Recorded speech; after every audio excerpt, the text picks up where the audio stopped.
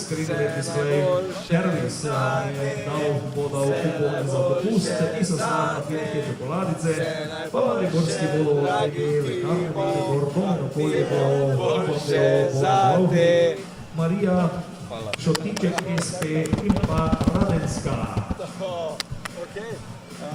Pa najprej, dobro, ti si rojstnodnevnež, bom najprej tebe vprašal. Kako gre skupaj bobni in tek? Bobni in tek, pač ritem pa noge res skupaj gre kar spodbujati, pa ritem dava zbežati, ne. Pa morda ti tudi, kadar ne vadiš bobnov za kondicijo, tudi tečeš, ker vem, da pri bobnih je potrebne kar nekaj kondicije, tudi v nogah. Tečem glih ne, vozim pa se na dolge daljave, razdalje z rožom.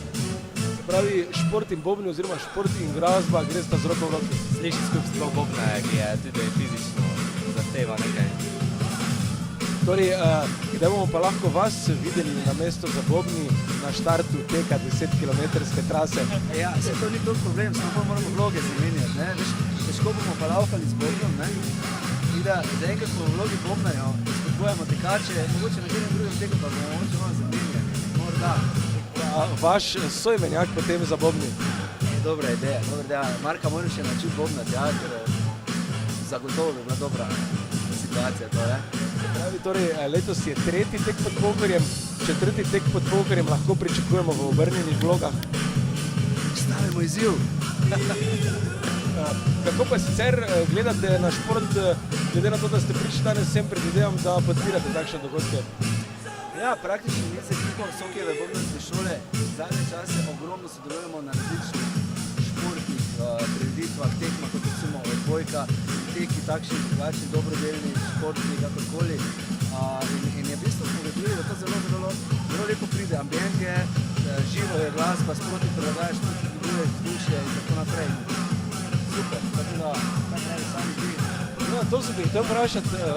Sandi, vidim, da tale vaš učitelj bobnjanja je nekoliko drugačen od ostalih, ne? In ta vaša bobnarska šola ni čisto navadna bobnarska šola. Pridete tudi na športne prireditve, fitness, sem slišal, da vodite.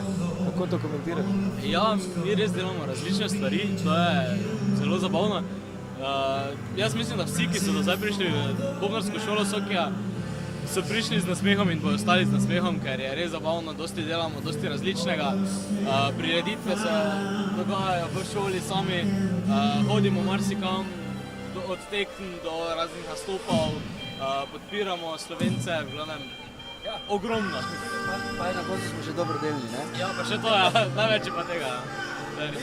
In všeč mi je tudi, da Marko daje priložnost tudi mlajšim, koliko vem, da pravzaprav vi dva, ki imate koliko 16 let, Jaz imam 19. ki je vseeno dokaj mlada in sta že učitelja. Ja, res je.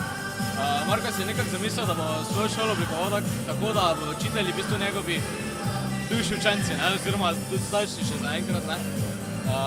In ja, da priložnost nam tudi, da se pokažemo, da se razvijamo skozi učiteljske vode in da pokažemo, kaj tudi mi znamo.